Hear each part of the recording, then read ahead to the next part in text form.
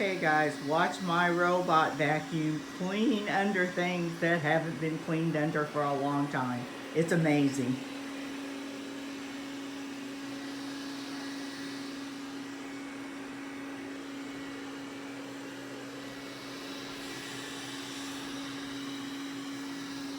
Bought this on sale when Amazon Prime they were having their 2-day big sale on things, and this was $600 that I got for $299.